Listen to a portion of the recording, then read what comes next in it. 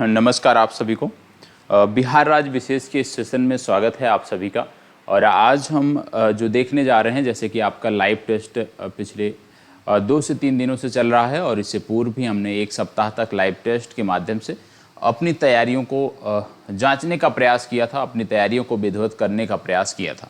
Live test का फ़ायदा ये होता है कि जो प्रश्न हैं, जैसे आप टेस्ट देते हैं नॉर्मली, जैसे आप टेस्ट देते हैं पैनल पर, उसी प्रकार के आपके प्रश्न होते हैं। और साथ ही साथ आपको यह भी पता चलता है कि आपका जिनसे कंपटीशन है, आपके छात्र, आपके साथ जो आपके भाई बहन परीक्षा देने जा रहे हैं, उनकी तैयारी कैसी है और आपकी कैसी है, तो इसकी भी आप तुलना कर सकते हैं। तो ये एक बेहतर माध्यम है टेस्ट का और इसमें चीज़ों को आप सभी को सकारात्मक पक्ष में लेके चलना चाहिए।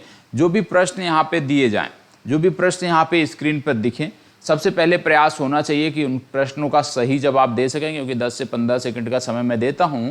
तो इन समयों में यदि हम बात करें तो प्रश्न का जवाब देना बहुत बड़ी बात नहीं है, क्योंकि आप जानते हैं कि सामान्य प्रश्न जिनकी हम बात करते हैं यहाँ पे, यदि हमें आता हो, हम उनको पढ़े हुए हैं, तो आप आसानी से 10 सेकंड भी आपके लिए बहुत होता है। लेकिन जब आप उस टॉपिक को, संबंधित टॉपिक को नहीं पढ़े हुए होते हैं, तो वहाँ पे फिर आपको समस्या होती है। तो 10 से 15 सेकंड का समय आज भी आपको प्रत्येक प्रश्न के लिए मेरे द्वारा दिया जाएगा। और साथ ही साथ आप सभी कमेंट बॉक्स में यह भी शेयर किया करें कि जितने भी प्रश्न हमने देखे हैं उनमें से कितने प्रश्न आप सही कर पा रहे हैं, यह भी जरूरी है, इस पर भी ध्यान देने की जरूरत है। ठीक है, तो लास्ट में यह भी शेयर करना है। और आप में से बहुत सारे छात्र हैं जो सवाल उठा रहे थे लाइव सेशन को लेकर कि सर लाइव सेशन क्यों बंद किया गया। भैया बार बार मैं कहता हूं आपसे कि लाइव सेशन में हमारा कुछ अतिरिक्त समय जो है ना वो जाता है और परीक्षा में बहुत कम दिन शेष बचे हुए हैं। ऐसे में ज़रूरी है कि लाइव सेशन के स्थान पे यदि हम रिकॉर्डेड वीडियो देखते हैं और उसको भी अपने अनुसार स्पीड बढ़ाकर देखते हैं, जैसे आपकी क्षमता है, जैसे आपकी कैचिंग पावर है, तो उससे हमारे समय की बचत होती है। यदि किसी का बहुत अच्छे से तैयारी है, उसको 1 घंटे की वीडियो देखने में अधिकतम आप कह सकते हो, यदि आप 2 गुनी स्पीड पे कर दोगे तो 30 मिनट में समाप्त हो जाएगा। तो जो चीज़ पहले 1.5 घंटे में होता है, यदि लाइव सेशन होता, आपसे इंटरेक्शन होता तो समय उसमें लंबा जाता, तो 1.5 घंटे का सेशन होता। उसी सेशन को यदि हम 1 घंटे में समाप्त कर रहे हैं और आप यदि चाहो तो उस सेशन को आसानी से 30 मिनट में देख सकते हो, तो ये ज़्यादा बेहतर है। और इसीलिए इसको जो है रिकॉर्डेड रखा गया है, प्रीमियर लगाया गया है, जिससे आप इसको देख सकें। तो चलिए आज के प्रश्नों की शुरुआत करते हैं और लगभग 70 से 80 प्रश्न हैं। प्रयास यही रहेगा कि जितने प्रश्न लेकर आज हम चल रहे हैं, जो हमारा लक्ष्य है, उस पर हम 100% जो है उसको हम अचीव कर सके। तो चलिए प्रश्नों की शुरुआत करते हैं। बाकी वन लाइनर आपको दे रहा हूं, प्लीज वन लाइनर को देखिएगा, क्योंकि वन लाइनर में भी आप देखते होंगे कि पहले आपको टॉपिक देखने को मिलता है, फिर उससे जुड़े हुए प्रश्न देखने को मिलते हैं। करंट अफेयर्स की जब आप बात करते हो, करंट अफेयर्स के लिए मैंने अलग से आपको बता दिया है कि करंट अफेयर्स के लिए आपको परेशान होने की जरूरत नहीं है। क्यों नहीं परेशान होने की जरूरत है? क्योंकि 2 मैगजीन मैं करा रहा हूं, साथ ही साथ आपका सेशन रात्रि 11 बजे चलता है। यदि उतना आप करते हो तो कहीं से भी करंट अफेयर्स में आपको निराशा नहीं होगी। लेकिन हाँ, पहले वाला एक बिहार राज्य, इस बार भी बिहार राज्य का एक दिया है, इससे पहले जब आपकी परीक्षा थी उस दौरान भी बिहार राज्य का एक करंट अफेयर्स का सेशन दिया गया था, उसको अनिवार्य रूप से आपको देखना है। तो चलिए अब प्रश्नों की शुरुआत करते हैं। पहला प्रश्न आपके सामने है। प्रश्न कह रहा है कि निम्न में से किसके द्वारा अनवरत योजना का प्रतिपादन किया गया। अनवरत योजना की यदि हम बात करें तो अनवरत जो योजना है विशेष रूप से गरीबी उन्मूलन को लेकर चलाई गई थी। रोजगार सृजन और गरीबी उन्मूलन को लेकर ये योजना चलाई गई थी। बहुत पहले की योजना है। जनता सरकार को इस योजना को चलाने का श्रेय जाता है। और आपको बता दें वर्ष 1978 से वर्ष 1980 के बीच इस योजना को जनता सरकार द्वारा लाया गया था और इसको पूरे भारत में लागू किया गया था। तो यहाँ पे बोला जा रहा है कि इसका प्रतिपादन किसने किया था, इस योजना का सुझाव किसने दिया था, आपको बताना है। डोमर ने दिया था, पीसी महालनोबिस ने दिया था, DR गाडगिल ने दिया था या गुन्नार मिल ने दिया था। बताएं इनमें से कौन सा सही होगा, आपको बताना है। इसमें देखो ये मिल नहीं है, ये मिर्डल है, इनका नाम थोड़ा सा गलत लिखा है, ये है गुन्नार मिर्डल। ठीक है, तो ये आप देख लीजिएगा। बताएं गुन्नार मिर्डल हो गए डोमर हो गए, पीसी महालनोबिस हो गए, डीआर गाडगिल हो गए। इनमें से कौन सा सही है आपको बताना है। चलिए बताएं। मैंने बोला प्रत्येक प्रश्न के लिए आपको 10 सेकंड का समय दूंगा, तो प्रत्येक प्रश्न के लिए आपके पास 10 सेकंड का समय है, आपको जवाब देना है और टाइम अब आपका होता है समाप्त। और आपको बता दें ये जो योजना थी इसका प्रतिपादन यदि हम बात करें, इस सिद्धांत को दिया था गुन्नार मिर्डल ने। इनका नाम आपको याद रखना है, ठीक है। तो इसका सही जवाब क्या हो गया? Gunnar Myrdal. उम्मीद करता हूं कि ज्यादा से ज्यादा लोगों ने सही जवाब दिया होगा, हालांकि थोड़ा सा टिपिकल है। इसको बताइए, सर्व शिक्षा अभियान कार्यक्रम की शुरुआत किस पंचवर्षीय योजना के दौरान की गई थी? बड़ा महत्वपूर्ण, आप देखते होंगे आपके गांव में, आपके घर के आसपास प्राथमिक विद्यालय होंगे तो सर्व शिक्षा अभियान आप अवश्य जो है देखने को पाते होंगे कि कई जगह दीवारों पर पेंटिंग के माध्यम से इसको दर्शाया जाता है, कई बार इसको स्केच बनाकर दर्शाया जाता है। तो आप बताएं, चलो बताएं। आप जानते हैं सर्व शिक्षा अभियान की जब हम बात करते हैं, विशेष रूप से इसकी शुरुआत शिक्षा की गुणवत्ता को सुधारने के लिए था। शिक्षा की गुणवत्ता के साथ साथ जो इंफ्रास्ट्रक्चर था प्राथमिक विद्यालयों का, उनमें सुधार करने के लिए था। पेयजल की उपयुक्त व्यवस्था, समुचित व्यवस्था, शौचालय की समुचित व्यवस्था उपलब्ध कराने के लिए, साथ ही साथ शैक्षणिक जो गुणवत्ता है उसको बढ़ाने के लिए इसकी शुरुआत की गई थी। तो किस पंचवर्षीय योजना में की गई थी आपको बताना है। 4 पंचवर्षीय योजनाओं के नाम दिए हुए हैं, लास्ट में यहां पे आप कर लीजिएगा 6वीं पंचवर्षीय योजना, ठीक है। 6वीं पंचवर्षीय योजना बताएं, 6वीं पंचवर्षीय योजना सही है, 10वीं पंचवर्षीय योजना सही है, या 9वीं पंचवर्षीय योजना सही है, या 8वीं पंचवर्षीय योजना सही है? इनमें से कौन सा सही है आपको बताना है। चलो बताएं। सबसे पहली बात आपको पता होना चाहिए, इसकी शुरुआत हुई थी वर्ष 2002 से 2003 में, और वर्ष 2002 से 2003 की जब बात करते हैं तो यहां पे जब पंचवर्षीय योजनाओं का जिक्र करते हो आप, तो याद रखना है 10वीं पंचवर्षीय योजना में इसकी शुरुआत हुई है। तो इसका सही उत्तर हो गया सी विकल्प, 10वीं पंचवर्षीय योजना में सर्व शिक्षा अभियान कार्यक्रम की शुरुआत हुई है। चलिए आगे बढ़ते हैं। केंद्रीय बजट 2022-23 के अनुसार अगले 3 वर्षों के दौरान कितनी नई पीढ़ी की वंदे भारत रेलगाड़ियों का विकास और विनिर्माण किया जाएगा? वंदे भारत ट्रेन की बात हो रही है कि कितने वंदे भारत ट्रेन का विकास अगले 3 वर्षों में किया जाएगा, और इसकी बात बजट में की गई है। तो बताएं, फास्ट जवाब दीजिएगा।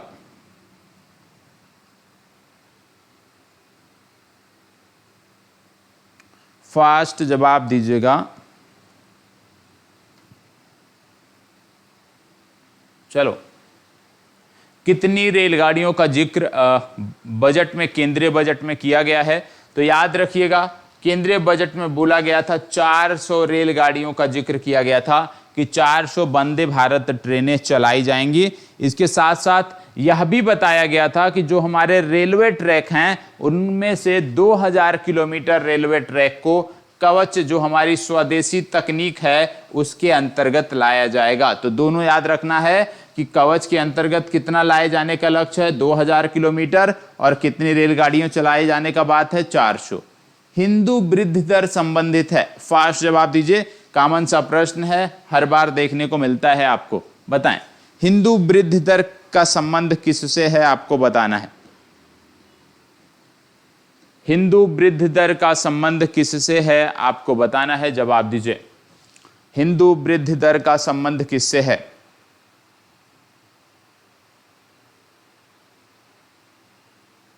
फास्ट बताइए। देखो, हिंदू वृद्धि दर की जब बात करते हो तो हिंदू वृद्धि दर का जो संबंध है वो राष्ट्रीय आय से है।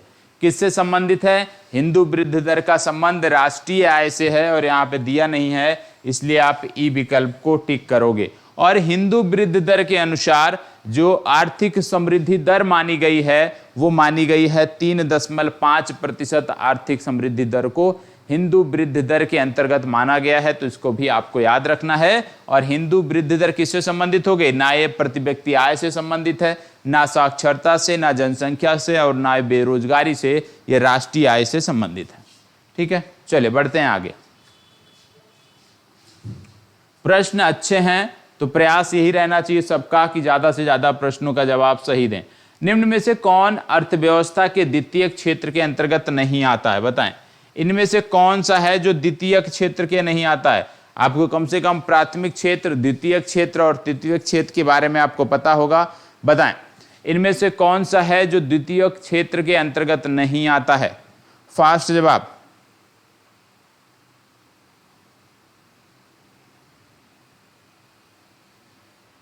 फास्ट जवाब, द्वितीय क्षेत्र के अंतर्गत कौन नहीं आता है? बहुत ही सिंपल सा है, बहुत ही आसान सा है। क्या बोला जा रहा है? कौन सा द्वितीय क्षेत्र के अंतर्गत नहीं आता है? देखो, विनिर्माण की आप बात कर लो, निर्माण की आप बात कर लो, प्रसंस्करण की बात कर लो, ये तीनों जो हैं ये आते हैं किस क्षेत्र के अंतर्गत? ये आते हैं द्वितीय क्षेत्र के अंतर्गत। यदि आपसे बोल दिया जाए कि द्वितीय क्षेत्र के अंतर्गत कौन सा नहीं आता है, तो खनन हो गया, खनन के साथ साथ कृषि हो गया, कृषि के साथ साथ पशुपालन हो गया, ये सभी प्राथमिक क्षेत्र के अंतर्गत आते हैं। तो इसका जवाब होगा बी विकल्प। ठीक है, चलिए आगे बढ़ते हैं और देखते हैं अगला प्रश्न। केंद्रीय बजट 2022-23 के अनुसार किसी भी वर्चुअल डिजिटल परिसंपत्ति के हस्तांतरण से हुई किसी भी आय पर कितने प्रतिशत की दर से कर लिया जाएगा? बताएं, बताइए क्या बोला जा रहा है? वर्चुअल डिजिटल परिसंपत्ति के हस्तांतरण से किसी भी आय पर कितने प्रतिशत कर लिया जाएगा, इसकी बात की जा रही है। बोलिए, फास्ट जवाब दीजिएगा। देखो, आप सब बोल रहे थे ना इकोनॉमिक्स इकोनॉमिक्स, अर्थव्यवस्था अर्थव्यवस्था, तो भैया अर्थव्यवस्था के प्रश्न आपको देखने को मिल रहे हैं, आपको इनका सही जवाब देने का प्रयास करना है। बताएं क्या बोला जा रहा है? केंद्रीय, चलिए बताइएगा, मेक इन इंडिया कार्यक्रम की शुरुआत कब की गई थी, आपको बताना है। फास्ट जवाब दीजिएगा, मेक इन इंडिया कार्यक्रम की शुरुआत कब की गई थी? चलें, 4 तिथियां यहां पे दी हुई हैं, इनमें से आपको अपना सही जवाब लेना है। बताएं, आप जानते हैं इसका उद्देश्य भारत को विनिर्माण केंद्र बनाना था, भारत को विनिर्माण हब बनाना इसका उद्देश्य था। और इस योजना की शुरुआत जो है ये वर्ष 2014 में की गई थी। यदि बात किया जाए कि कब की गई थी 2014 में, तो आपको याद रखना है सितंबर माह था और इसकी शुरुआत 25 सितंबर 2014 को की गई थी। तो 25 सितंबर 2014 इसका सही उत्तर होगा। ठीक है, चलिए आगे बढ़ते हैं। 31 दिसंबर 2021 को भारत का विदेशी मुद्रा भंडार कितना था? बताइए, फास्ट जवाब दीजिएगा। 31 दिसंबर 2021 को भारत का विदेशी मुद्रा भंडार कितना था? बताएं, फास्ट बताइए। ये आपका था 634 बिलियन डॉलर। और ये चर्चा में इसलिए था क्योंकि इस समय कोविड काल के बाद ये चर्चा थी कि भारतीय विदेशी मुद्रा का भंडार कितना है, किस प्रकार से भारत जो है वो आर्थिक रूप से किस प्रकार की स्थिति में है कोविड के बाद, वैश्विक महामारी के बाद, वैश्विक लॉकडाउन के बाद। तो उस दौरान आरबीआई ने डेटा जारी किया था और आरबीआई ने बताया था कि हमारा जो विदेशी मुद्रा भंडार है वो 634 बिलियन डॉलर है। चलो इसको बताओ। भारत वन स्थिति रिपोर्ट 2021 के अनुसार बिहार में कुल भौगोलिक क्षेत्रफल का कितना प्रतिशत वनावरण है? याद रखिएगा, वनावरण पूछा जा रहा है। कल भी मैंने करंट अफेयर्स में आपको डिटेल में बताया कि वनावरण वृक्षावरण दोनों, पहले शब्द पढ़ लेना है कि किसकी बात हो रही है यहाँ पे। तो यहाँ पे बात हो रही है वनावरण की। तो आप बताएं बिहार में वनावरण की क्या स्थिति है? बताएं बिहार में वनावरण की क्या स्थिति है? फास्ट जवाब दीजिएगा। देखो, ये बहुत आसान सा है और उम्मीद करता हूं कि ये प्रश्न आप गलत नहीं करोगे। इसके अनुसार बिहार में जो वनावरण की स्थिति है वो 7.84 है। बी विकल्प आपका सही उत्तर है। ठीक है, चलिए आगे बढ़ते हैं। इसको बताओ। थोक मूल्य सूचकांक के स्थान पर उपभोक्ता मूल्य सूचकांक को मुद्रास्फीति माप के लिए किस समिति की सिफारिश पर चुना गया? बोलिए, फास्ट जवाब। बोला जा रहा है थोक मूल्य सूचकांक के स्थान पर उपभोक्ता मूल्य सूचकांक को मुद्रास्फीति माप के लिए किस समिति की सिफारिशों पर चुना गया? बताएं, किस समिति की सिफारिशों पर चुना गया, ये आपको बताना है। चलिए जवाब दीजिएगा, फास्ट जवाब दीजिए।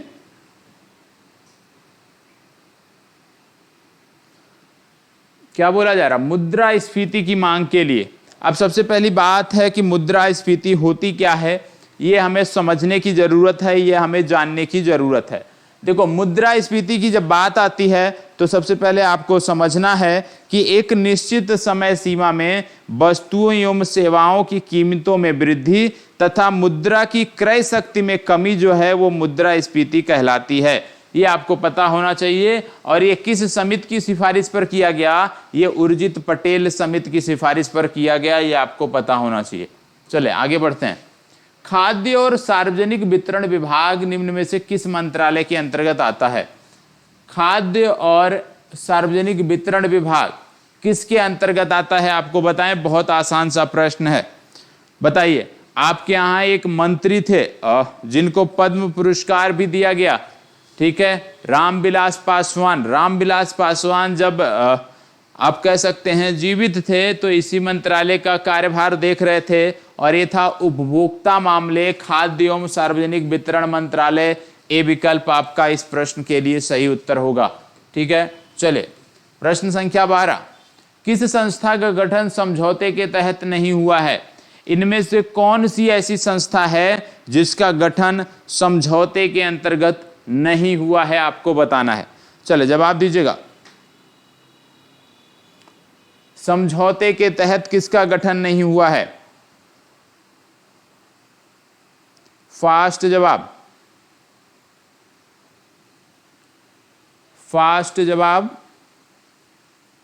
यहां पे चौथे विकल्प में यदि हम बात करें, चौथे विकल्प में ये ब्रिक्स लिखा है, याद रखिएगा ये ब्रिक्स लिखा है। डी विकल्प में ब्रिक्स संस्था की बात हुई है, बताएं। फास्ट जवाब दीजिएगा, किसका गठन समझौते के तहत नहीं हुआ है? बहुत ही अच्छा प्रश्न है। देखो, आप जानते हो ब्रेटन वुड समझौता हुआ था, और ब्रेटन वुड समझौता के तहत दो संस्थाओं का जन्म हुआ था, दो संस्थाएं स्थापित की गई थी। और ब्रेटन वुड जो समझौता था उसके तहत कौन कौन सी संस्थाएं थी? तो सबसे पहले आपको देखने को मिलता है विश्व बैंक, और दूसरा आपको देखने को मिलता है अंतर्राष्ट्रीय मुद्रा कोष। तो अंतर्राष्ट्रीय मुद्रा कोष और विश्व बैंक की जो स्थापना थी वो ब्रेटन वुड समझौता के अंतर्गत हुई थी, B+D समझौते के अंतर्गत हुई थी। तो इसलिए ए और बी, तो यहाँ पे यदि बात करें तो किसके तहत नहीं हुआ है? ये ए और बी का तो जो जन्म है वो समझौते के तहत हुआ है। विश्व व्यापार संगठन की बात करें और ब्रिक्स बैंक की बात करें, इन दोनों का जो गठन हुआ वो किसी समझौते के अंतर्गत नहीं हुआ। मतलब सी और डी विकल्प आपका सही है। लेकिन यहाँ पे क्योंकि ई विकल्प दिया है, उपयुक्त में से कोई नहीं या उपयुक्त में से एक से अधिक, इसलिए आप ई विकल्प को टिक करोगे, ठीक है। चलिए आगे बढ़ते हैं। स्वतंत्रता प्राप्ति के बाद भारत सरकार ने वर्ष 1949 में किसकी अध्यक्षता में एक राष्ट्रीय आय समिति का गठन किया? क्या बोला जा रहा है कि 1949 में एक राष्ट्रीय आय समिति का गठन किया गया, और राष्ट्रीय आय समिति का गठन किसकी अध्यक्षता में किया गया, ये आपसे पूछा जा रहा है, बताएं। फास्ट जवाब दीजिएगा, किसकी अध्यक्षता में किया गया था? फास्ट जवाब। 4 विकल्प हैं आपके पास, इन चारों में से आपको बताना है।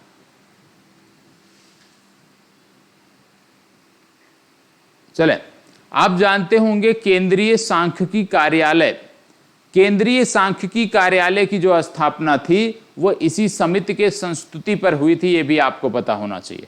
केंद्रीय सांख्यिकी कार्यालय CSO जिसकी बात करते हो आप, उसी की यहां पे बात हो रही है, बताओ। चलो, इसका सही उत्तर है PC महालनोबिस, ठीक है। बी विकल्प आपका सही उत्तर है। आगे बढ़ते हैं। भारतीय यूनिट ट्रस्ट की स्थापना कब की गई? भारतीय यूनिट ट्रस्ट की स्थापना कब की गई आपको बताना है, बताएं। यूटीआई क्या है? यूटीआई की बात करें यदि, एक म्यूचुअल फंड है भारत का अग्रणी, और भारत सरकार आप कह सकते हो भारत यूनिटी ट्रस्ट जो है इसकी स्थापना जो है 1 फरवरी 1954 को हुई थी। तो यहाँ पे यदि हम बात करें विकल्पों में, यदि हम बात करें तो आपको देखने को मिलता है 1964 में हुई थी। तो इसका बी विकल्प आपका सही उत्तर होगा। एक प्रकार का ये ट्रस्ट है, म्यूचुअल फंड के लिए एक ट्रस्ट है, ये आपको याद रखना है। इसको बताओ, हाल ही में बिहार कृषि विश्वविद्यालय द्वारा पराली प्रबंधन के लिए किस मॉडल को पूरे राज्य में लागू करने का निर्णय लिया गया? अब भैया ये प्रश्न तो आपका गलत नहीं होना चाहिए, क्योंकि ये बहुत कॉमन सा प्रश्न है और निश्चित रूप से सभी को इसका जवाब पता होगा। बताएं कौन सा मॉडल था जिसको पूरे बिहार में लागू करने की बात की गई? बताओ। आप जानते हैं पराली प्रबंधन का रोहतास मॉडल, सी विकल्प आपका सही उत्तर है। चलिए आगे बढ़ते हैं। जनगणना 2011 के अनुसार बिहार में कितने प्रतिशत लोग गांव में निवास करते हैं? देखो इसके बारे में आपको पता होना चाहिए, पूर्व में मैंने आपको बताया है, बताइएगा। अब आप पूछोगे कहां पे बताया गया है? बिहार राज्य विशेष का एक समग्र वीडियो मैंने आपको दिया है, उसमें मैंने आपको बताया है। बताइए बिहार में कितने प्रतिशत लोग गांव में निवास करते हैं? फास्ट जवाब दीजिएगा। बहुत अच्छा प्रश्न है। बिहार में यदि हम बात करें तो 88.7% जो लोग हैं वो गांव में निवास करते हैं। सी विकल्प आपका सही उत्तर है। ठीक है, चलिए आगे बढ़ते हैं। जनगणना 2011 के अनुसार देश में पुरुष साक्षरता दर कितनी है? देश में पूछा जा रहा है राष्ट्रीय स्तर पर पुरुष साक्षरता दर कितनी है, आपको बताना है। चलें बताएं, देश राष्ट्रीय स्तर पर पुरुष साक्षरता दर कितनी है? यदि भारत की साक्षरता की बात करते हो, संपूर्ण भारत के पुरुष प्लस स्त्रियों दोनों को जोड़कर यदि बात करते हो ओवरऑल, तो जो हमारी साक्षरता दर है वो है 80.9, 80.9%। लेकिन जब आप बात करते हो कि पुरुष साक्षरता कितनी है भारत में, तो आपका जवाब बदल जाएगा। बताओ।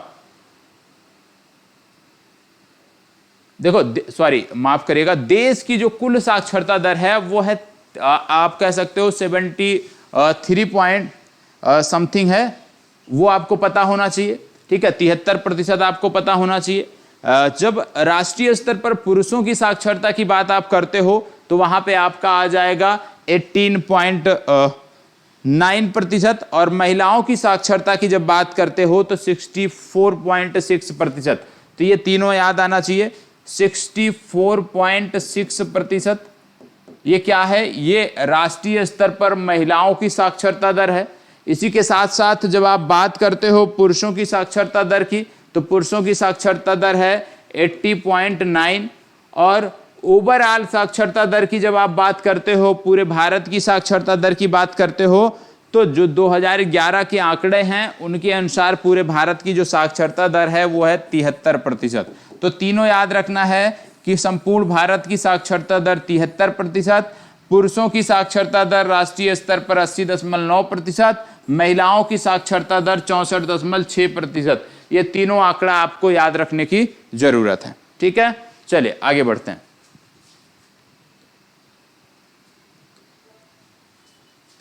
अगला, निम्न में से कौन संविधान सभा के प्रारूप समिति के सदस्य नहीं थे? देखो अक्सर क्या पूछा जाता है कि कौन प्रारूप समिति के सदस्य थे या अध्यक्ष थे। यहां पे बोला गया है कौन प्रारूप समिति के सदस्य नहीं थे। ये कई बार परीक्षा में ना 4 से 5 प्रश्न इस प्रकृति के होते हैं, और ये जो प्रश्न आते हैं ना, ये उन्हीं प्रश्नों के साथ साथ होते हैं जिनमें बार बार पूछा जाता है इनमें से कौन से शामिल हैं, कौन से रहे हैं। तो हमारी जो मेंटलिटी है वो बनी रहती है कि कौन से शामिल है, कौन से शामिल हैं, उनको खोजने की, और इस प्रकार के प्रश्नों को हम गलत कर देते हैं, अक्सर होता है। ठीक है, तो इस पे ध्यान रखना है कि क्या बोला जा रहा है, कौन से शामिल नहीं थे। बताएं कौन से शामिल नहीं थे, आपको बताना है।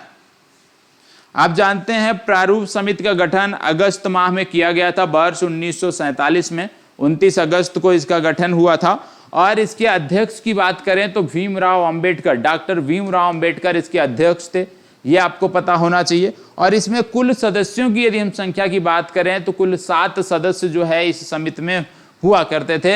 अभी ये 7 सदस्य कौन कौन थे ये आपको बताना है, तभी आप इसका जवाब दे पाएंगे। बताएं, फास्ट जवाब दीजिएगा।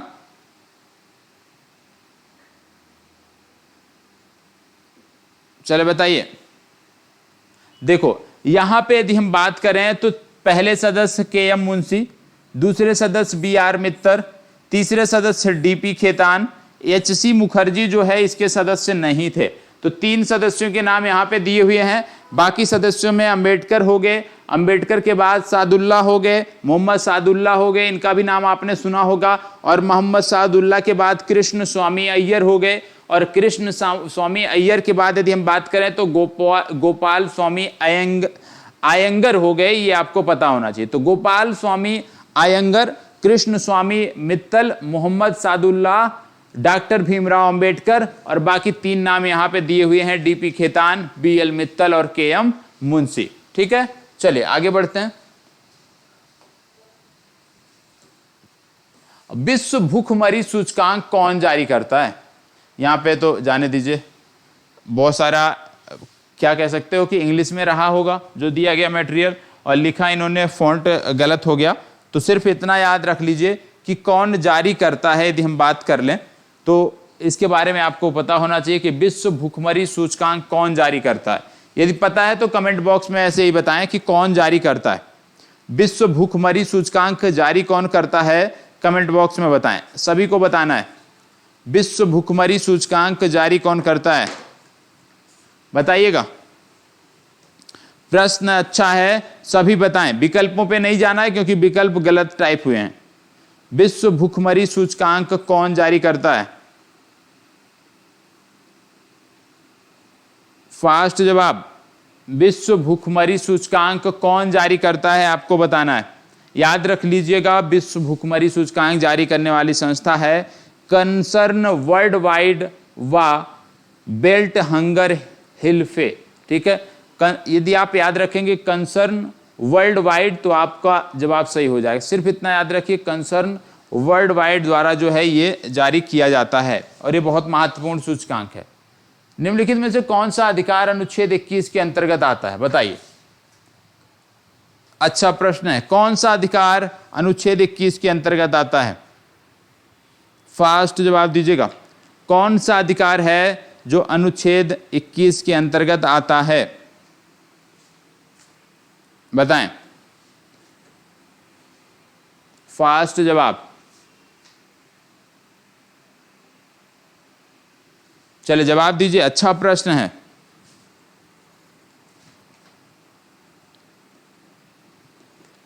कौन सा अधिकार है जो अनुच्छेद 21 के अंतर्गत आता है?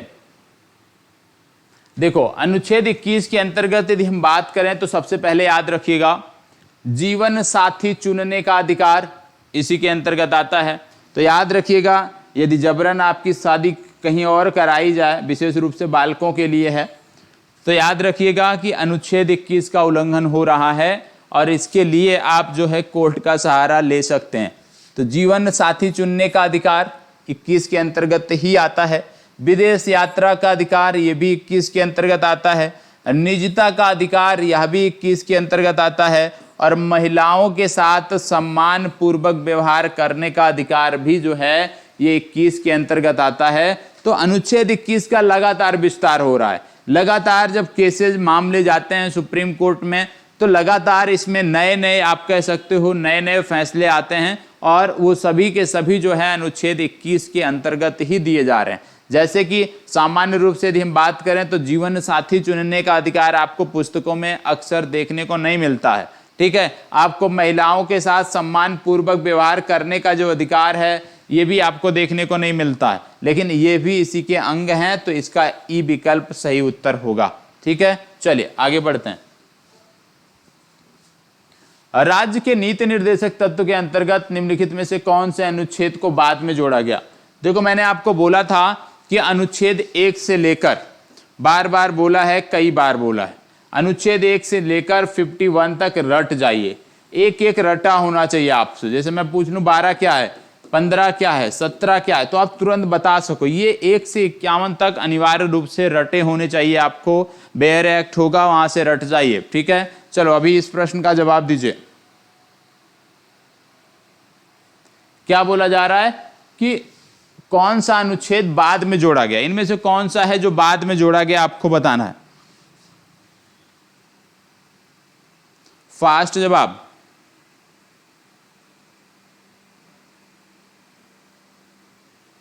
फास्ट जवाब दीजिएगा।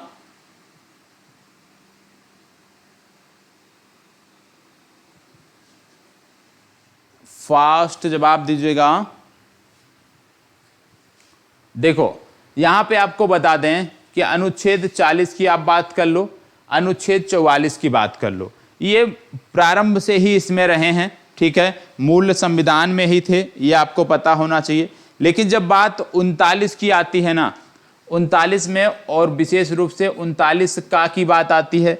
इसके बाद यहाँ पे जब बात करते हैं 48 का की बात आती है, तो ये बाद में जोड़े गए। 39 का में क्या चीजें हैं, यदि आप नोट करना चाहें तो समान न्याय एवं निःशुल्क विधिक सहायता जो है ये बाद में जोड़ा गया, ये आपको पता होना चाहिए, 39 का के अंतर्गत जोड़ा गया। दूसरा आप देखते होंगे तो 48 का भी जो है बाद में जोड़ा गया, और 48 का के अंतर्गत पर्यावरण संरक्षण एवं वन्य जीवों की रक्षा, ये भी बाद में जोड़ा गया। और इसके साथ साथ 43 का है, 43 का भी बाद में जोड़ा गया, और 43 का में विशेष रूप से उद्योगों से संबंधित था, जिसमें बताया गया कि उद्योगों के प्रबंधन में कर्मचारी की सहभागिता, इसको भी बाद में जोड़ा गया। तो बाद में जोड़ा गया कौन सा, वो उतना महत्वपूर्ण नहीं है, आपको इतना पता होना चाहिए कि कौन से मूल संविधान के भाग थे, कौन से अनुच्छेद मूल संविधान के अंग थे, वो आपको पता होना चाहिए। और यदि आप उसको रटे हुए हैं, उसके बारे में जानकारी है, तो इस प्रकार के प्रश्न आप गलत नहीं करेंगे, ठीक है। चलिए, तभी मैंने कहा कि 1 से लेकर 51 तक रट जाइए। किस संविधान संशोधन द्वारा दिल्ली और पुडुचेरी को राष्ट्रपति के निर्वाचन मंडल में शामिल किया गया था, बताओ। दिल्ली और पुडुचेरी को किसके अंतर्गत जो है निर्वाचक मंडल में शामिल किया गया था, आपको बताना है। फास्ट जवाब दीजिएगा, फास्ट जवाब दीजिएगा, इनमें से कौन सा सही होगा।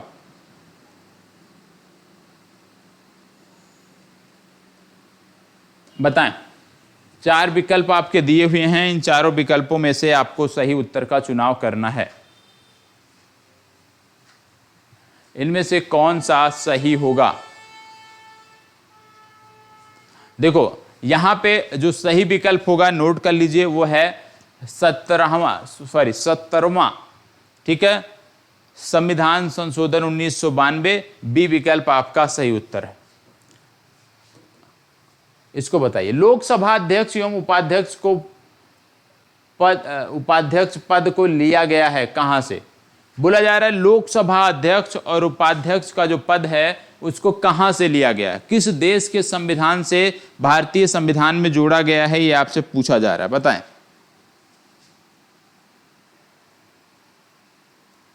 फास्ट जवाब दीजिएगा,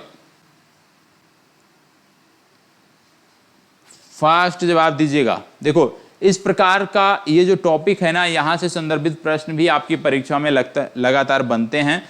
तो कौन सा संविधान का कौन सा भाग आप कह सकते हो कि किस देश के संविधान से हमने क्या अंगीकार किया, वो आपके लिए महत्वपूर्ण है। ब्रिटेन का संविधान हो गया, कनाडा हो गया, अमेरिका हो गया, जर्मनी हो गया, दक्षिण अफ्रीका हो गया, ठीक है। तो बहुत सारे देशों से हमने जो उनकी आप कह सकते हो अच्छाइयाँ थी, जो हमारे परिवेश में सूट करती थी, उनको हमने अंगीकार किया है, तो वो आपको पता होना चाहिए। इस प्रश्न का सही जवाब है भारत शासन अधिनियम 1919। याद रखिएगा, भारत शासन अधिनियम 1919 से इसको हमने अपने जो संविधान में समाहित किया है। इसको बताओ, फास्ट जवाब दीजिएगा। चलिए इस प्रश्न का फास्ट जवाब दीजिए। यहां पे यदि हम बात करें तो याद रखिएगा, ये कह रहा है केवल 1, ये कह रहा है केवल 2, यहां पे टाइपिंग में थोड़ा सा एरर है, इतना समझ जाइएगा, केवल 3, केवल 4, बताइए कौन सा सही है? केवल 1, केवल 2, केवल 3, केवल 4? क्या बोला जा रहा है? लोकसभा के विघटन का किसी विधेयक पर क्या प्रभाव पड़ता है? लोकसभा के विघटन का किसी विधेयक पर क्या प्रभाव पड़ता है, यह आपसे पूछा जा रहा है। बताइए लोकसभा के विघटन का क्या प्रभाव पड़ता है? पहला बोला जा रहा है लोकसभा में विचाराधीन सभी लंबित विधेयक समाप्त हो जाते हैं। ऐसे सभी विधेयक समाप्त हो जाते हैं जो लोकसभा पारित किए जा चुके हैं परंतु राज्यसभा में विचाराधीन हैं। ऐसा विधेयक जिस पर राज्यसभा में विचार चल रहा हो परंतु लोकसभा द्वारा पारित नहीं किया गया हो, वह विधेयक समाप्त नहीं होता है। दोनों सदनों में पारित विधेयक जो राष्ट्रपति की स्वीकृति हेतु भेजा गया है वह समाप्त हो जाता है। अब बात आपको बताना है कि इनमें से कौन सा सही है, बताएं। फास्ट जवाब दीजिएगा, फास्ट जवाब दीजिएगा। क्या प्रभाव पड़ता है? चले बताएं क्या प्रभाव पड़ता है, आपको बताना है। और आप देखेंगे कि यहां पे लास्ट में एक चीज और जोड़ लीजिएगा, यहां लास्ट में है उपयुक्त में से असत्य कथनों की पहचान कीजिए। मतलब इनमें कौन सा असत्य है वही आपको बताना है। उपरोक्त में से असत्य कथनों की पहचान कीजिए। थोड़ा सा एरर है टाइपिंग में, इग्नोर करना। देखो जब लोकसभा का विघटन हो जाता है, जब लोकसभा का विघटन हो जाता है तो ऐसे समय में दोनों सदनों में पारित विधेयक जो राष्ट्रपति की स्वीकृति हेतु भेजा गया है वह समाप्त हो जाता है। यहां पे लिखा है, आपको बता दें वह समाप्त नहीं होता है। ठीक है, वह समाप्त नहीं होता है। जब दोनों सदनों से पारित हो गया है और पारित होने के बाद राष्ट्रपति की अनुमति के लिए जो है वो रुका हुआ है, तो ऐसा विधेयक समाप्त नहीं होता है। मतलब इस प्रश्न का डी विकल्प सही होगा क्योंकि ये वाला कथन असत्य है। आगे बोला जा रहा है लोकसभा में विचाराधीन या सभी लंबित विधेयक समाप्त हो जाते हैं, एकदम सत्य है। ऐसे सभी विधेयक समाप्त हो जाते हैं जो लोकसभा पारित की जा चुकी है परंतु राज्यसभा में विचाराधीन है, एकदम सत्य है। ऐसा विधेयक जिस पर राज्यसभा में विचार चल रहा हो परंतु लोकसभा द्वारा पारित नहीं किया है, वह भी विधेयक समाप्त हो जाता है, एकदम सत्य है। तो इसका सही उत्तर है डी विकल्प, यही असत्य था, बाकी सभी सत्य हैं। तो याद रखना है क्या हमें कि जब भी लोकसभा विघटित होगी तो राष्ट्रपति के विचाराधीन तक यदि कोई विधेयक पहुंचा है तो वह तो जो उसकी वर्तमान स्थिति है उसमें बना रहेगा, बाकी के अन्य जो विधेयक हैं वो समाप्त हो जाएंगे।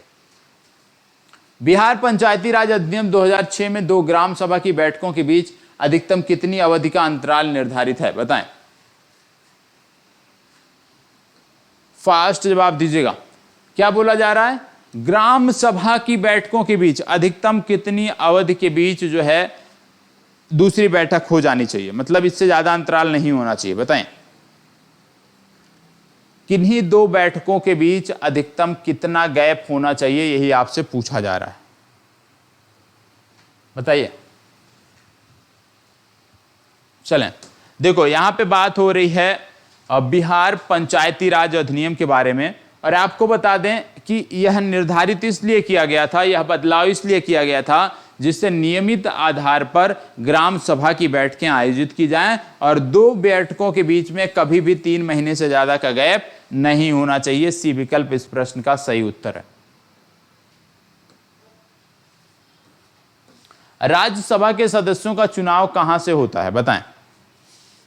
राज्यसभा के सदस्यों का चुनाव कहां से होता है? फास्ट जवाब दीजिएगा। राज्यसभा के सदस्यों का चुनाव कहां से होता है?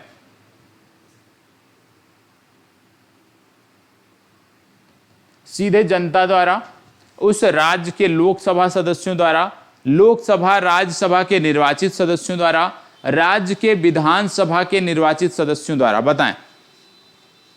फास्ट जवाब दीजिएगा।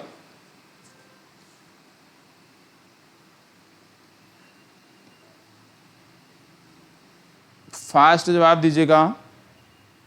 आप जानते हैं बात हो रही है राज्यसभा के सदस्यों का, तो राज्यसभा के सदस्यों का चुनाव राज्य के विधानसभा के निर्वाचित सदस्यों द्वारा किया जाता है, यह आपको पता होना चाहिए। भारत का संसदीय इतिहास में आज तक सबसे अधिक बार किस प्रधानमंत्री के खिलाफ अविश्वास प्रस्ताव लाया गया? सबसे अधिक बार किस प्रधानमंत्री के खिलाफ अविश्वास प्रस्ताव लाया गया, आपको बताना है। चलो बताएं, सबसे अधिक बार किस प्रधानमंत्री के खिलाफ अविश्वास प्रस्ताव लाया गया? फास्ट जवाब दीजिएगा। सबसे अधिक बार किस प्रधानमंत्री के खिलाफ अविश्वास प्रस्ताव लाया गया? त्वरित जवाब दीजिएगा। और अब आगे के दिनों में हम राज्य व्यवस्था पर फोकस करने जा रहे हैं, याद रखिएगा, राज्य व्यवस्था पर फोकस करने जा रहे हैं। और राज्य व्यवस्था से जुड़े हुए कुछ टॉपिक हैं जहां से संबंधित प्रश्न आपको आगे की चर्चाओं में देखने को मिलेंगे। अगली जो भी चर्चा होगी इसके बाद एक दिन बाद वो आप देखोगे कि राज्य व्यवस्था पर आधारित होगी। अभी 1-2 दिन ये सीरीज और चलेगी, इसके बाद बीच में 3-4 दिन हम राज्य व्यवस्था को कवर करेंगे और राज्य व्यवस्था के जो महत्वपूर्ण टॉपिक हैं उन्हीं पर पूरा फोकस रहेगा कि उन्हीं को कवर किया जाए। इसको बताएं, भारत के संसदीय इतिहास में आज तक सबसे अधिक बार किस प्रधानमंत्री के खिलाफ अविश्वास प्रस्ताव लाया गया? चले आपको बता दें, आज तक के इतिहास में सबसे ज्यादा अविश्वास प्रस्ताव इंदिरा गांधी के खिलाफ लाए गए हैं, ये आपको पता होना चाहिए। और कुल 27 अविश्वास प्रस्ताव इंदिरा गांधी के खिलाफ लाए गए थे, ये आपको पता होना चाहिए। कितने? 27 अविश्वास प्रस्ताव इंदिरा गांधी के खिलाफ लाए गए थे। चलिए आगे बढ़ते हैं। नियंत्रक एवं महालेखा परीक्षक की रिपोर्ट की जांच कौन करता है? अच्छा प्रश्न है, बताओ। नियंत्रक और महालेखा परीक्षक की रिपोर्ट की जांच कौन करता है, आपको बताना है। चले बताएं।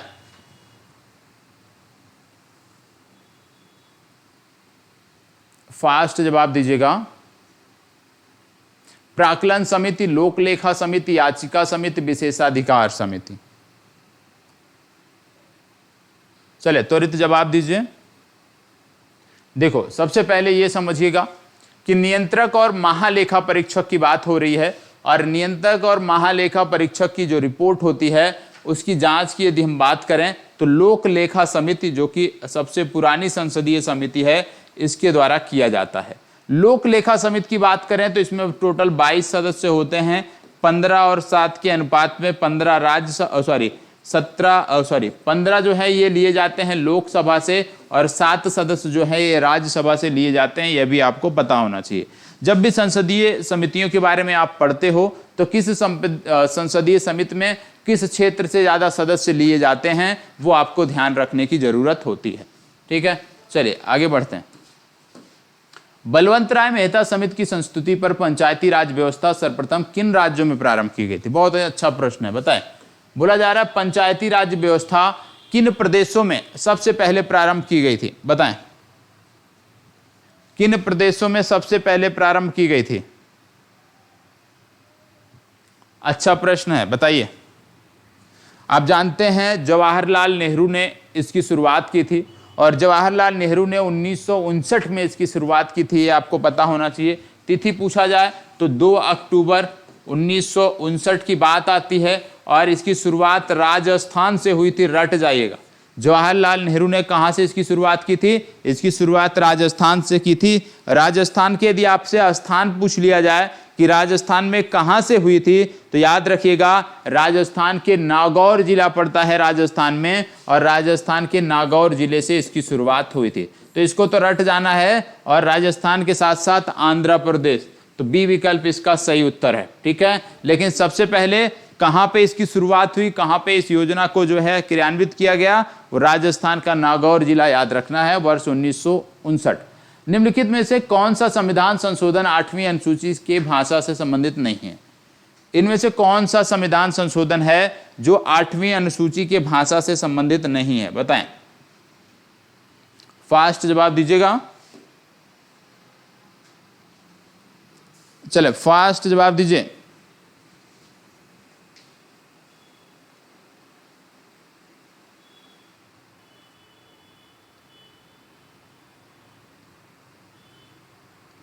फास्ट जवाब। देखो इसमें जो 26वां संविधान संशोधन है ये भाषा से नहीं है। ठीक है, बी विकल्प सही उत्तर है। और बाकी की जो भी संविधान संशोधन है वो भाषा से है। जैसे 22वें संविधान संशोधन की यदि आप बात करते हो तो सिंधी भाषा से जुड़ता है। 71वें संविधान संशोधन की यदि आप बात करते हो तो कोंकणी भाषा से जुड़ता है। मणिपुरी नेपाली इसी में आते हैं, तो कोंकणी मणिपुरी नेपाली से संबंधित है। और इसके बाद जब 92वें संविधान संशोधन की बात करते हो तो मैथिली बोडो संथाली की बात इसमें आती है। तो मैथिली क्योंकि आपके लिए महत्वपूर्ण है, आपके क्षेत्र की भाषा है, आपके प्रदेश की भाषा है, तो मैथिली के बारे में आपको पता होना चाहिए कि मैथिली भाषा को 92वें संविधान संशोधन के अंतर्गत जोड़ा गया था, ये आपको पता होना चाहिए। ठीक है, तो याद रखना है 92 ये जो संविधान संशोधन था इसके अंतर्गत मैथिली भाषा को 8वीं अनुसूची में जोड़ा गया था, ये आपको पता होना चाहिए। ठीक है, चलिए आगे बढ़ते हैं। अगला प्रश्न, साहित्य का नोबेल पुरस्कार 2021 के लिए किसे चुना गया? साहित्य के नोबेल की बात हो रही है, याद रखिएगा, करंट अफेयर्स का प्रश्न आ गया। साहित्य के नोबेल की बात हो रही है और इसको मैंने बहुत अच्छे से करंट अफेयर्स में कराया था, बताएं। फास्ट जवाब दीजिएगा। देखो यहां पे जितने लोगों का नाम दिया हुआ है ना, ये सभी को नोबेल पुरस्कार दिया गया है। यहां पे साहित्य के नोबेल की बात करें तो अब्दुल रज्जाक गुरनाह का नाम याद रखना है। अब्दुल रज्जाक गुरनाह को जो है साहित्य का नोबेल दिया गया था। आपका होमवर्क है, डेविड जूलियस को किस क्षेत्र में मिला, बेंजामिन लिस्ट को किस क्षेत्र में मिला और मारिया रेसा को किस में मिला, ये आपको बताना है। मारिया रेसा तो कम से कम आपको याद होंगी, तो इन तीनों को किस क्षेत्र में मिला है वो भी आप कमेंट बॉक्स में हमें बताओगे। यहां पे 2 सूचियां दी हुई हैं और इनको सही मिलान करना है। चलिए बताएं। यहां पे 2 सूचियां दी हुई हैं, खिलाड़ियों के नाम दिए हुए हैं और इसको आपको मिलान करना है। तो चलिए बताइएगा कौन सा खिलाड़ी किसने कौन सा पदक जीता, बताइए। टोक्यो ओलंपिक की बात हो रही है। आप जानते हो भारत ने टोक्यो ओलंपिक में कुल मिलाकर 7 पदक जीते थे, ये आपको पता होगा, कम से कम संख्या तो आपको याद होगी कि 7 पदक जीता था। और 7 पदक में एकमात्र था स्वर्ण, और जब स्वर्ण पदक नीरज चोपड़ा ने जीता उसी के बाद भारत सरकार ने एक तिथि को आप जानते हो क्या घोषित किया था, बताइएगा। अंतरराष्ट्रीय भाला फेंक दिवस घोषित किया था, ये आपको पता होगा, जेवलिन थ्रो डे के रूप में। और वो कौन सी तिथि थी वो आपको बताना है। इसको बताइएगा इसमें से कौन सा सही है। देखो एक ही स्वर्ण हमारा आया था और स्वर्ण लाया था नीरज चोपड़ा ने, तो एक का हो गया नीरज चोपड़ा मतलब चौथा। तो एक का चौथा जैसे ही आप टिक करते हो यहाँ पे, यदि आप देखेंगे 1 2 3 4, तो यहाँ पे कहीं भी चौथा दिया नहीं हुआ है, मतलब कि क्या हो जाएगा इसका ई विकल्प आपका इस प्रश्न के लिए सही उत्तर हो जाएगा। क्योंकि आप जानते हो नीरज चोपड़ा ने क्या जीता था, स्वर्ण पदक जीता था। रवि कुमार दहिया और मीराबाई चानू ने क्या जीता था, रवि कुमार दहिया और मीराबाई चानू ने जीता था रजत पदक जीता था। तो यहाँ पे दोनों के नाम दिए हुए हैं, ठीक है। रवि कुमार दहिया रजत पदक, नीरज चोपड़ा ये गोल्ड मेडलिस्ट थे, हमारे जानते थे, गोल्डन बॉय थे। बाकी के जो 2 नाम और दिए हैं, पीवी सिंधु, लवलीना, बजरंग पुनिया, इन सभी ने कांस्य पदक जीता था, ठीक है। तो हमें सिर्फ इतना याद रखना है टोक्यो ओलंपिक के संदर्भ में, गोल्ड वाला याद रख लीजिए और सिल्वर वाला याद रख लीजिए। गोल्ड तो आपको याद ही है नीरज चोपड़ा, सिर्फ सिल्वर आपको याद कर लेना है। सिल्वर में आपको याद करना है रवि कुमार दहिया, और रवि कुमार दहिया के साथ साथ मीराबाई चानू। तो टोक्यो ओलंपिक से संबंधित कोई भी प्रश्न आएगा आपका गलत नहीं होगा, सिर्फ इतना याद रखिए, रवि कुमार दहिया, मीराबाई चानू ने रजत पदक जीता। गोल्डन बॉय का नाम आप जानते ही हैं। बाकी अन्य जो 4 खिलाड़ी हैं उन्होंने कांस्य पदक जीता है। और सभी खिलाड़ियों के जो क्षेत्र हैं, किस खेल में वो आती हैं, किस खेल में उन्होंने पदक जीता है, वो आपको पता होना चाहिए, ठीक है। और इसमें लवलीना बोरगोहेन दी हुई हैं, ये अपने आप में महत्वपूर्ण है, इनका नाम अवश्य याद रखिएगा। असम राज्य सरकार ने इन्होंने समग्र शिक्षा का ब्रांड एम्बेसडर नियुक्त किया है। इसको बताओ, सेफ सिटीज इंडेक्स 2021 में विश्व का सबसे सुरक्षित शहर कौन सा है? विश्व का सबसे सुरक्षित शहर कौन सा है, बताएं। विश्व का सबसे सुरक्षित शहर कौन सा है? सिंगापुर, नई दिल्ली, कोपेनहेगन, टोरंटो, बताइएगा सबसे सुरक्षित शहर कौन सा है? इस रिपोर्ट में बताया गया है कि सबसे सुरक्षित शहर जो है वो कोपेनहेगन है। सी विकल्प आपका सही उत्तर है। भारत की राजधानी नई दिल्ली जो है, जब बात करते हैं इसमें तो 48वें स्थान पे आती है। ठीक है, भारत की राजधानी नई दिल्ली 48वें स्थान पे आती है। अक्टूबर 2021 में बंगाल की खाड़ी में आए चक्रवात का क्या नाम था? आपको याद होगा करंट अफेयर्स में अभी मैंने कराया था चक्रवातों के बारे में कि इनमें से कौन सा चक्रवात जो है वो पश्चिमी तट पे आया था, किस चक्रवात ने जो है कर्नाटक गुजरात को प्रभावित किया था, आपको याद होगा। ठीक है, तो बताएं, वहां पे सारे चक्रवात मैंने आपको बता दिए थे। ये जो नाम दिए हुए हैं ना, इन सभी चक्रवात के बारे में मैंने उस सेशन में आपको बताया है। बताइए फास्ट जवाब। अक्टूबर 2021 की बात हो रही है, ये चक्रवात था जवाद, ए विकल्प सही उत्तर है, और ये नाम दिया था सऊदी अरबिया ने। बिहार आर्थिक सर्वेक्षण 2021-22 के अनुसार 2020-21 में राज्य में सकल राज्य घरेलू उत्पाद में प्राथमिक क्षेत्र का हिस्सा कितना रहा है? प्राथमिक क्षेत्र का हिस्सा पूछा जा रहा है, बताएं प्राथमिक क्षेत्र का हिस्सा कितना रहा है, आपको बताना है। फास्ट जवाब दीजिएगा, प्राथमिक क्षेत्र का हिस्सा कितना रहा है?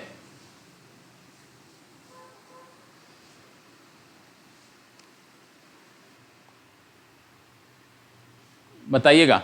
इसका सही उत्तर है 19.2%। इसको बताएं। बिहार आर्थिक सर्वेक्षण 2020-21 के अनुसार बिहार के किस जिले में वर्ष 2019-20 में प्रति व्यक्ति सकल जिला घरेलू उत्पाद सबसे कम था? बताएं, प्रति व्यक्ति सकल जिला घरेलू उत्पाद सबसे कम किस में था, आपको बताना है। फास्ट जवाब दीजिएगा। इसमें कुल 38 जिलों की रैंकिंग की गई थी और पटना इनमें टॉप पर था। सबसे कम कहां पे है वो आपसे पूछा जा रहा है, आप बताएं।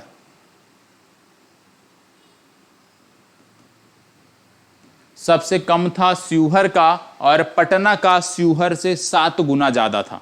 ठीक है, इसको बताओ। वर्ष 2020-21 में बिहार में मछली का उत्पादन कितना रहा? वर्ष 2020-21 में बिहार में मछली का उत्पादन कितना रहा, बताएं। वर्ष 2020-21 में मछली का उत्पादन कितना रहा? अच्छा प्रश्न है, बताएं।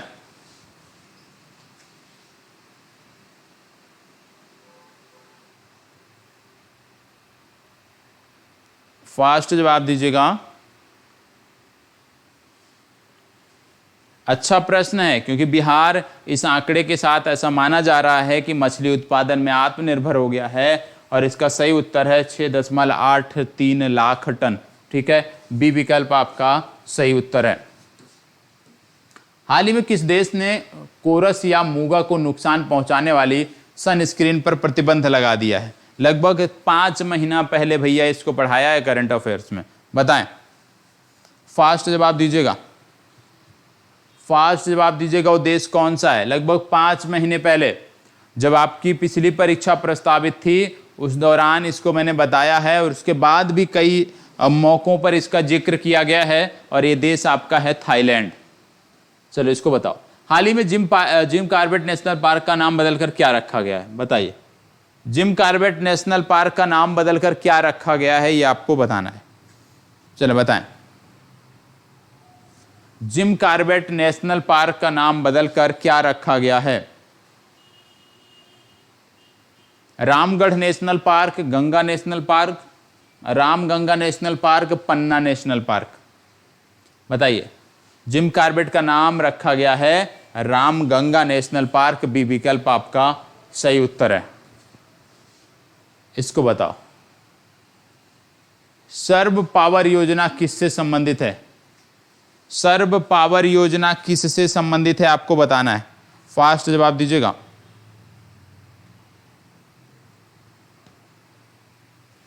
बताइए किससे संबंधित है?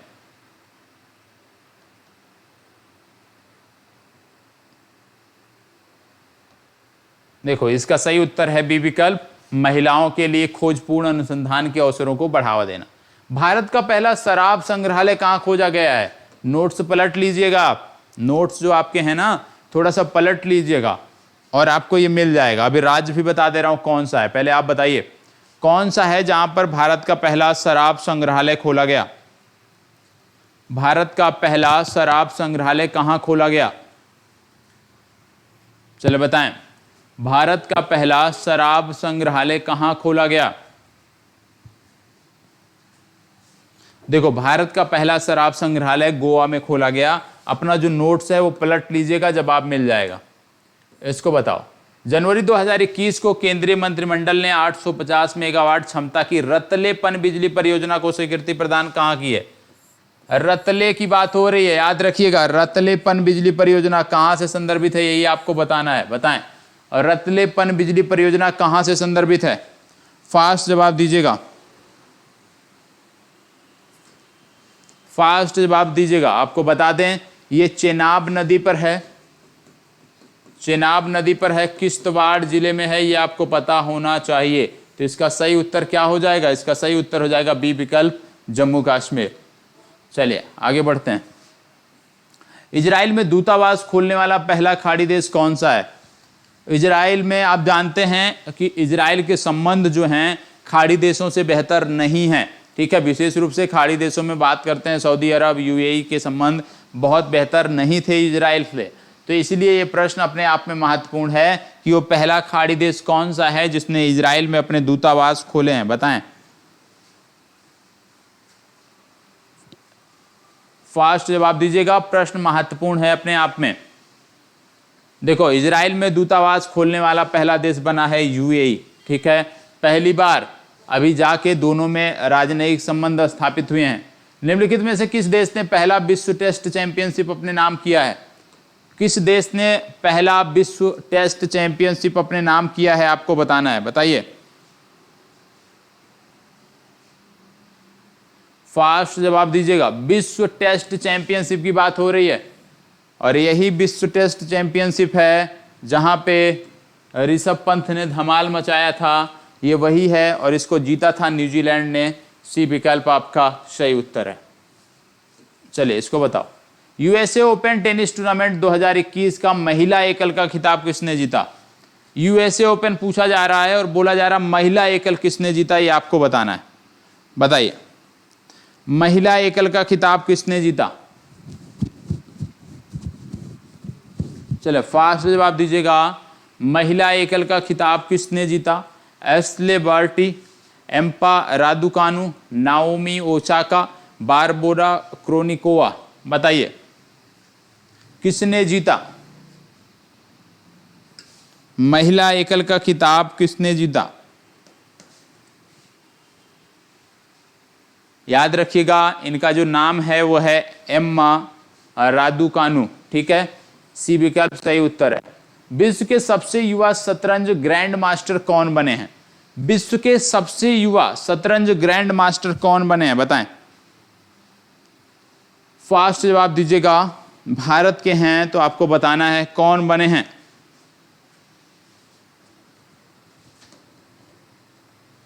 भारतीय मूल के हैं ये, और अमेरिका के नागरिक हैं भारतीय मूल के। इनका नाम है अभिमन्यु मिश्रा। डी विकल्प याद रखना है। सितंबर 2021 में भारत नेपाल के बीच 15वां सैन्य अभ्यास सूर्य किरण कहां संपन्न हुआ? आपको याद होगा, करंट अफेयर्स के एक सेशन में मैंने जो भी प्रमुख साइट है जहां पे सैन्य अभ्यास होते हैं, जैसे मेघालय में होता है, ठीक है, मेघालय के साथ साथ हरियाणा में होता है, ठीक है, हरियाणा के साथ साथ उत्तराखंड में हमारे सैन्य अभ्यास होते हैं, उत्तराखंड के साथ साथ हमारे सैन्य अभ्यास राजस्थान में भी होते हैं। तो जो भी इस तरह की साइट थी जहां पे हमारे सैन्य अभ्यास होते हैं, उन सब के बारे में मैंने आपको नोट कराया था। यहाँ पे बात हो रही है नेपाल के बीच, और भारत और नेपाल के बीच ये जो वायुसेना अभ्यास है वो यहीं पर होता है। आपको पता होना चाहिए कहाँ पे, नाम क्या है?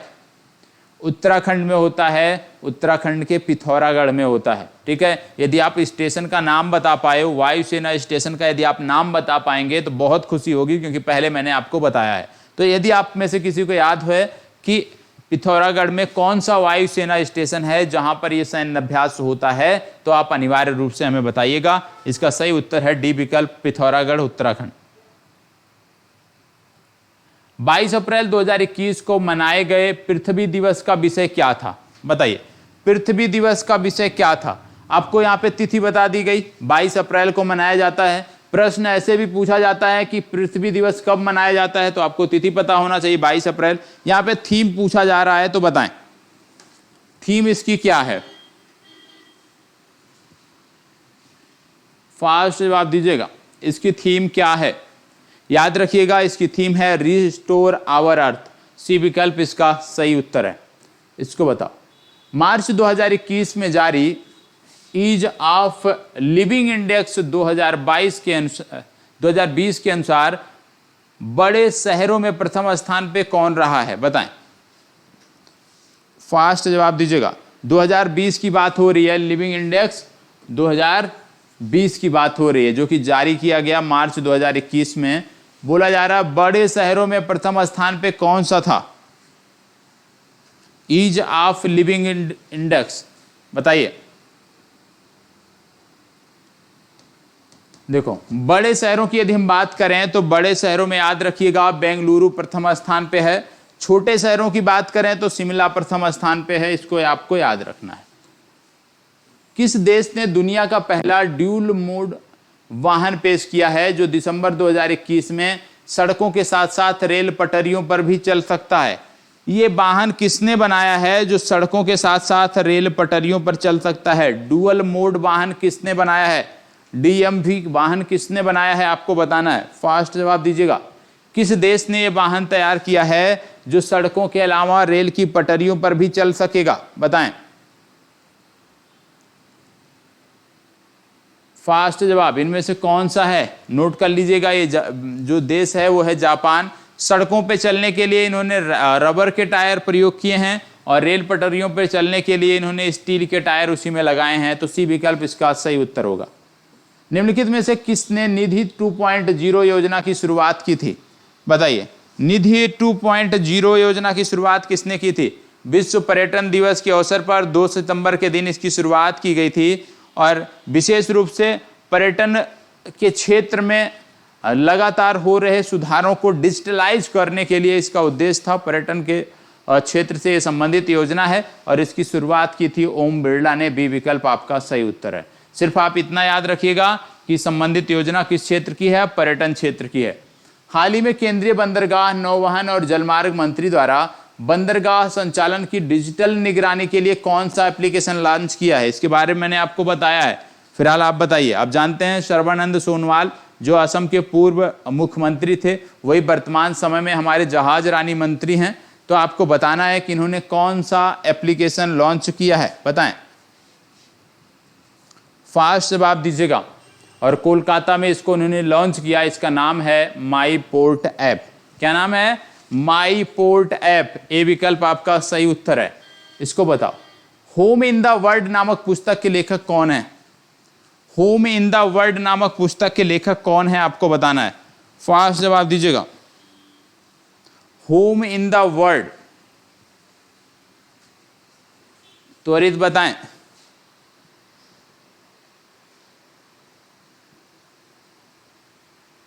होम इन द वर्ल्ड पुस्तक के लेखक कौन हैं?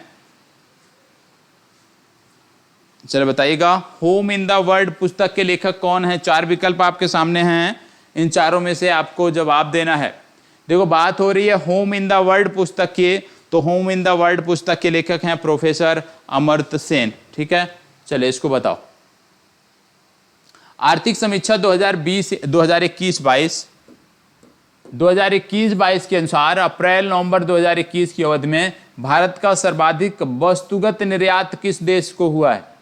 अभी आप जानते हैं कल के करंट अफेयर्स के सेशन में मैंने आपको बताया कि भारत सबसे ज्यादा निर्यात किसको करता है, भारत सबसे ज्यादा आयात किस देश से करता है, भारत सबसे ज्यादा आयात किस वस्तु को करता है, भारत में सबसे ज्यादा जो एफडीआई प्राप्त होता है किस क्षेत्र में आता है, किस देश से सबसे ज्यादा एफडीआई आता है। इन सभी का जिक्र कल के करंट अफेयर्स के सेशन में किया गया है। यहां पे बताएं, इस प्रश्न का जवाब दीजिए। बताइए, फास्ट जवाब दीजिएगा।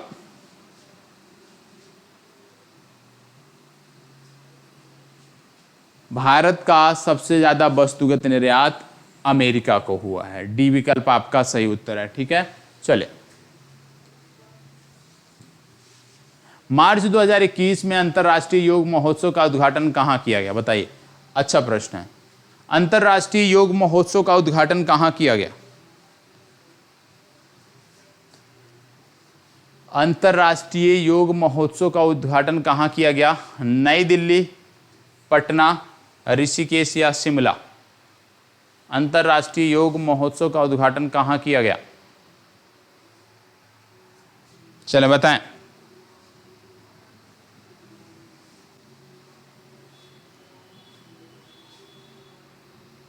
अंतर्राष्ट्रीय योग महोत्सव का उद्घाटन कहाँ किया गया?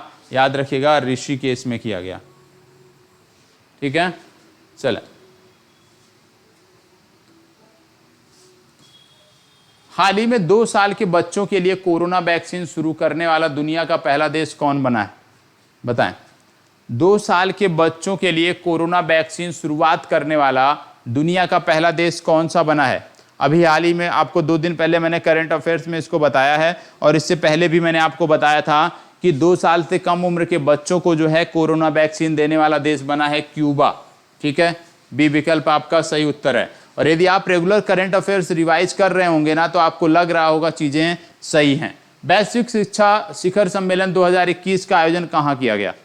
वैश्विक शिक्षा शिखर सम्मेलन 2021 का आयोजन कहाँ किया गया? बताएं। वैश्विक शिक्षा शिखर सम्मेलन 2021 का आयोजन कहाँ किया गया? फास्ट जवाब,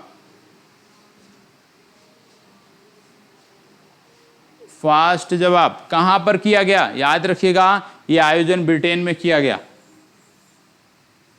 चलिए आगे बढ़ते हैं। किस राष्ट्र ने वर्चुअली आयोजित 13वें ब्रिक्स शिखर सम्मेलन की अध्यक्षता की? बोला जा रहा है ब्रिक्स सम्मेलन जो आयोजित हुआ उसकी अध्यक्षता किसने की? फास्ट जवाब दीजिएगा। 60 प्रश्न आज हम देखेंगे, बताएं। वर्चुअली आयोजित 13वां ब्रिक्स शिखर सम्मेलन 2021 कहाँ, इसकी अध्यक्षता किसने की?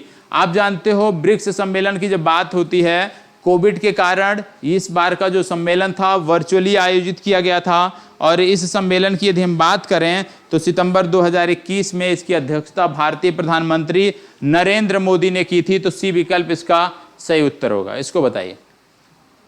जलवायु परिवर्तन से निपटने के लिए किस बैंक ने हरित और सतत जमा पहल की शुरुआत की है? बताएं। हरित और सतत जमा पहल की शुरुआत किसने की है?